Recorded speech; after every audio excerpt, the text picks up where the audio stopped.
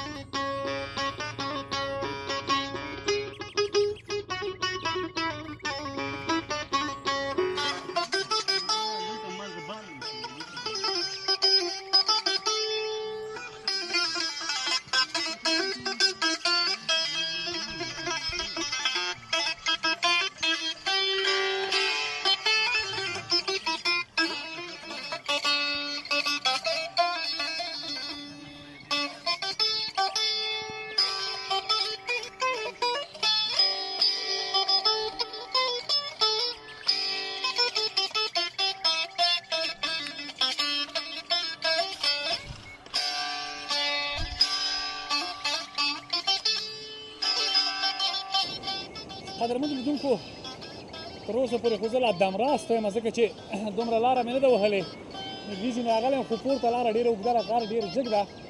او بیا خو موږ چېرته رسېدل لوړو ځایونو ته راختلي، خو زما دپاره هم ښه ده ځکه چې پیاده روي ورزش ده. خېجو پورته راځئ، تاسو ملتیا را سره وکړئ، خپرونه وګورئ.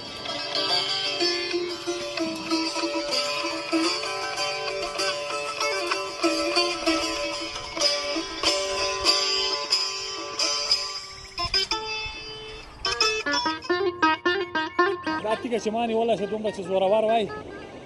هغه هم به مې څه اوس به سم پهلوان به وم.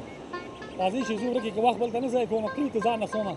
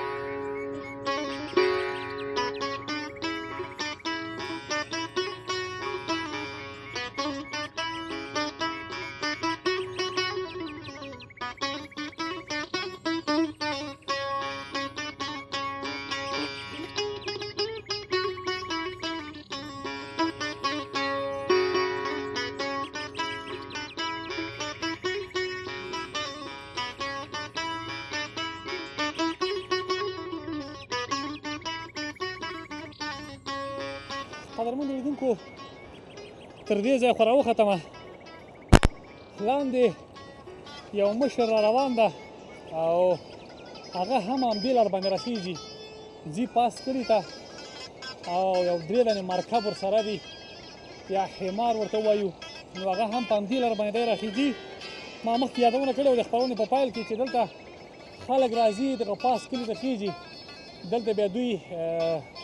ځان سره چې کله سودا وړي نو بیا یې د دغه مرکب یا خر په واسطه باندې خپل کلي ته خیږي خو اوس سړک هم جوړ شوی دی خو بیا هم خلک د موټرو وس نه لري خو بیا هم په همدې لاره باندې راخیږي نو بس ګورو چې دا یې په دې لاره باندې راخیږي او که خبرې راسره وکړي خبرې به ورسره وکړو تاسو راسره ملتیا کوئ زه به لږ ورته معطله شم او دمه به مې هم جوړه شي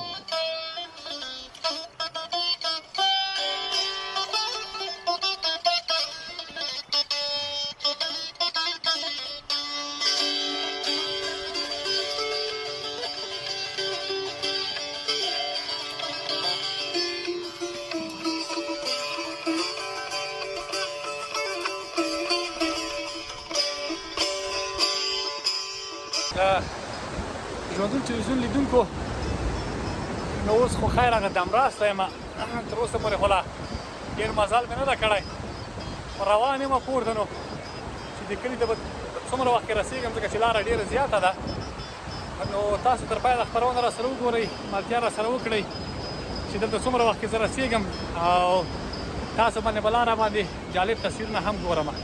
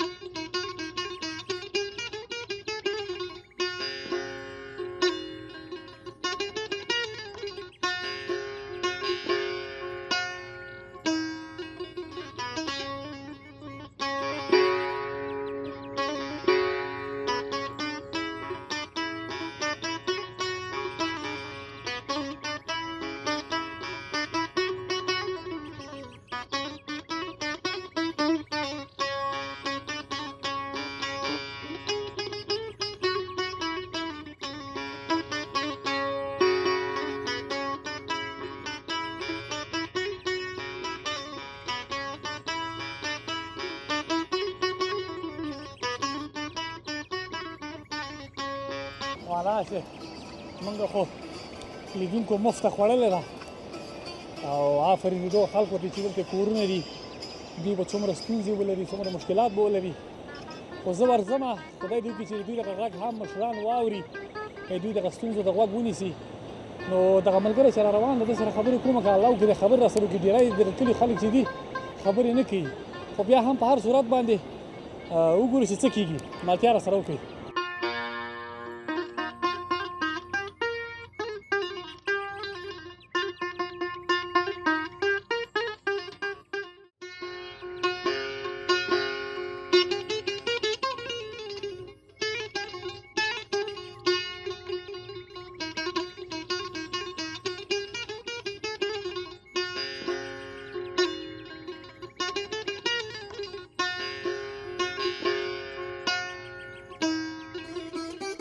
ملګرو مشر راورسېده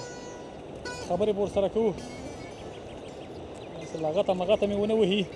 خدای دې خیر کړي یا الله خیر راځه ماما آفرین دې تاسې ته یي آفرین لغته مغته خو به نه واروي ستړی مه شي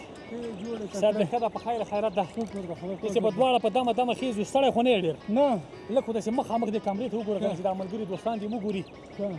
اول خو ستړي مه شي درته وایم ستړی مه شي ښه خو ان شاء الله خدای دې وبخښه شکر صحت دې څنګه ده فضل د خدای دی کوم ځای نه راغلې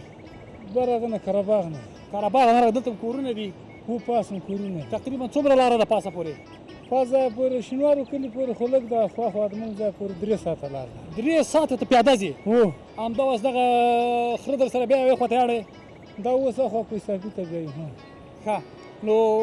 څنګه بیا په خره نشو سپارېدلی چې ویم سې خوا ته یاره دې ځای کې خو به تې خطا سي خو پاس به مې پرې بندېږي زه به کره کره لیدونکو راځئ چې لاړ شو لاره نه چپ سواله که چې کومه لغته ونه وي لیدونکو راځئ کره کره پورته خېږي تاسو هم راسره ملتیا وکړئ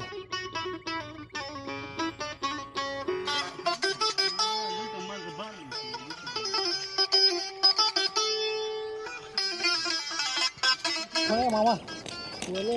زه بیا پاس چې کېنه شو بنډار به وکړو پاس که نه زه بس مخکې شه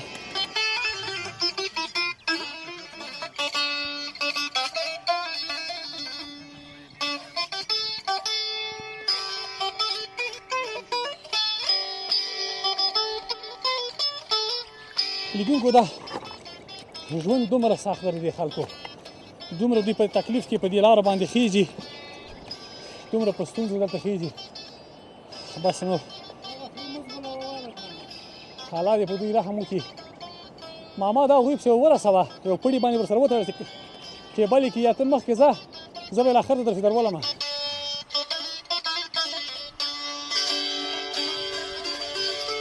قدرمنو لیدونکو دا شکر دی چې مسلمانان یو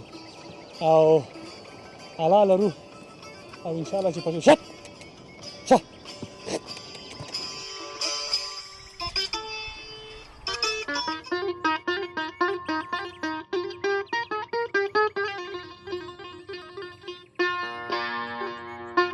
لیدونکو دا هم د ژوند جالبې خاطرې دي او په ژوند کې په انسان باندې هر رقم خاطره چې راځي د انسان دپاره یو درس دی کومه لښته هم نشته ماما جانه چې زه په لښتې وم دې خوا نه شت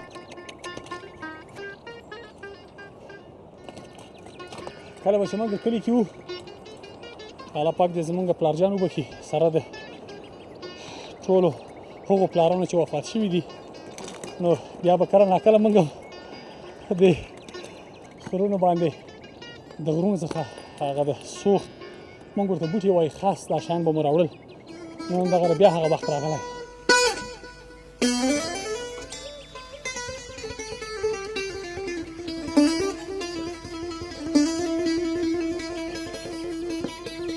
لیدونکو ستړی شوم لږ اوبه به وچښم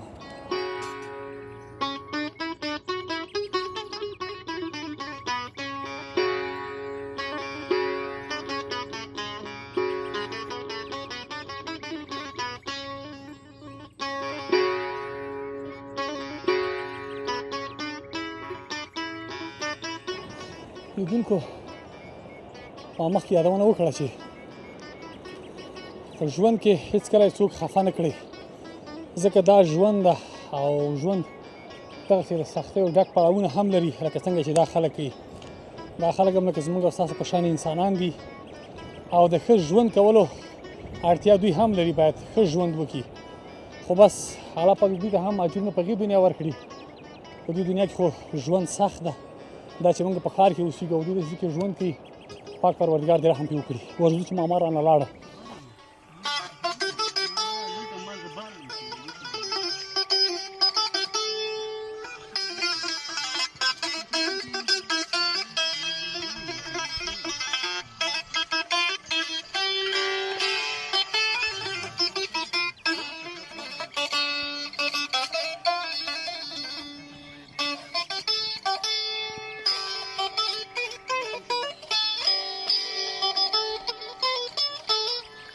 قدرمنو لیدونکو